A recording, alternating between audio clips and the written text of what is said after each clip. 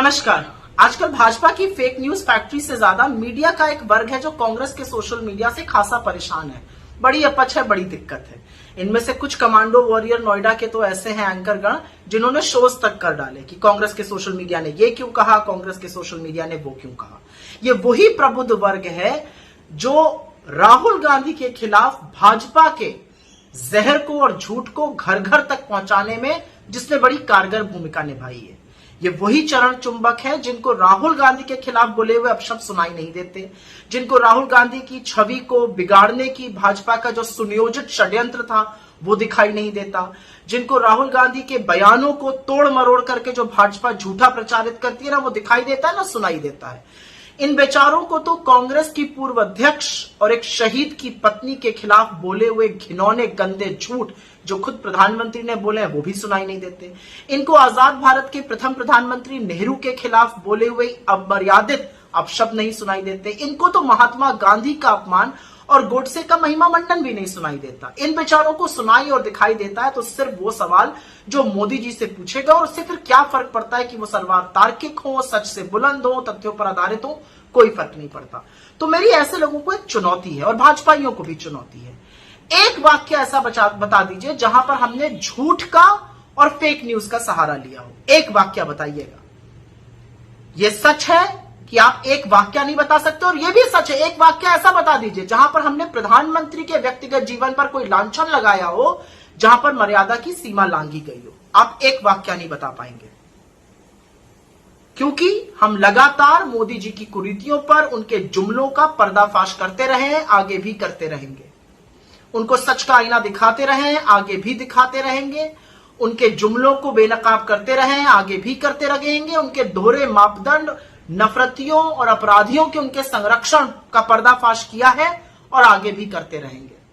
हमने तो प्रधानमंत्री मोदी के स्वर्गीय माता पिता के खिलाफ न कभी अपशब्द बोले हैं, न बोलेंगे। ना उनकी दादी के खिलाफ, ना उनके पिता के नाना के खिलाफ हमने जहर उगला, और ना हम उगल सकते हैं, ना हम उगलेंगे, क्योंकि हमारे संस्कार ही नहीं है। हमने तो मोदी जी के नाम, उनके पासपोर्ट, उनकी शिक्षा, उनकी चाल चरित्र, उनके फलानी चीजों पर न कभी झूठ प्रचारित किया है, न करेंगे। लेकिन हां, हम उनके खोखले दावों को जरूर बयां करेंगे। हम उनके भयावह जुमलों पर जरूर प्रकाश डालेंगे, क्योंकि ये हमारा काम है। हमने ये सब नहीं किया, लेकिन हम तो वो कर रहे हैं जो मीडिया को करना चाहिए था। हम मोदी जी से महंगाई पर, बेरोजगारी पर, गरीबी पर, आर्थिक असमानता पर, चीनी अतिक्रमण पर, अडानी के महाघोटाले पर, महिला की सुरक्षा पर, अपराधियों को दिए संरक्षण पर लगातार सवाल पूछ रहे हैं और सवाल पूछते रहेंगे। ये काम तो आपको करना था, काम हम कर रहे हैं। और असलियत यह है कि भाजपा की परोसी हुई नफरत का सामना हम तथ्य से, आंकड़ों से, सच से और कभी कभी व्यंग से देते हैं। यह भी सच है कि भाजपा ने और मोदी जी ने करोड़ों रुपए और मीडिया के बलबूते पर राहुल गांधी जी की छवि नष्ट करने की बड़ी कोशिशें करी। हम ऐसा चाहकर भी नहीं कर सकते। अव्वल तो हमारे पास इतना पैसा नहीं है, दूसरा मीडिया हमारी तरफ नतमस्तक नहीं है, और तीसरा सबसे बड़ा कारण हम ये इसलिए नहीं कर सकते क्योंकि इसकी इजाजत ना हमारा जमीर देता है, ना हमारे संस्कार देते हैं, ना हमारे मूल्य देते हैं। तो आपको किस बात की दिक्कत है? आपको किस बात से तकलीफ है? और क्योंकि आपको तकलीफ है तो लगे हाथ हमें ज्ञान बांटने से पहले एक सवाल का जवाब दे दीजिए कि मोदी जी से तो हम सत्य पर सवाल पूछते हैं, तब आपको आपत्ति है।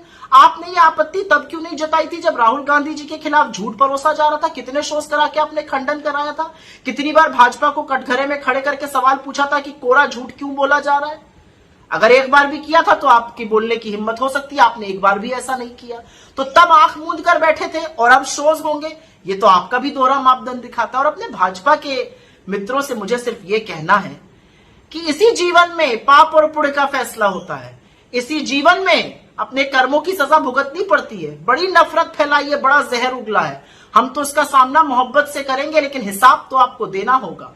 ये तो शास्त्रों में अंकित है। और एक ही बात कह के जा रही हूं, बोया पेड़ बबूल का तो आम कहां से होए। सोचिएगा, मंथन कीजिएगा। कल संडे है, थोड़ा शांति से इसके बारे में सोचिएगा।